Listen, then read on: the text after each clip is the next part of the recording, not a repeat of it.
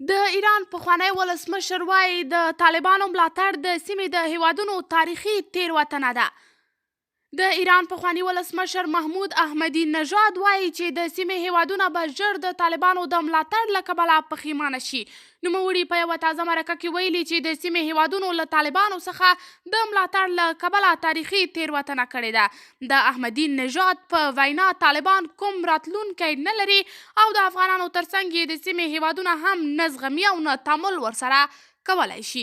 د یادونې وړ ده چې محمود احمدی نژاد د افغانستان د جمهوري نظام په وروستیو میاشتو کې د افغانستان له یوې مشهورې ټلویزیوني خپرونې سره په مرکه کې له طالبانو څخه د خپل هیواد د استخباراتي ادارې ملاتړ هم تایید کړی او د دې ملاتړ د بدو پایلو خبرداری یې ورکړی و.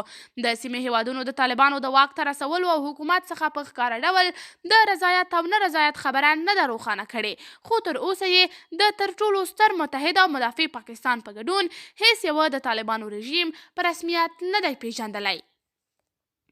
قدرمنو لیدونکو، تاسې د دې موضوع په هکله څه نظر لرئ؟ خپل نظریات له موږ سره په کمنټ کې شریک، ویډیو لایک او چینل سبسکرایب کړئ.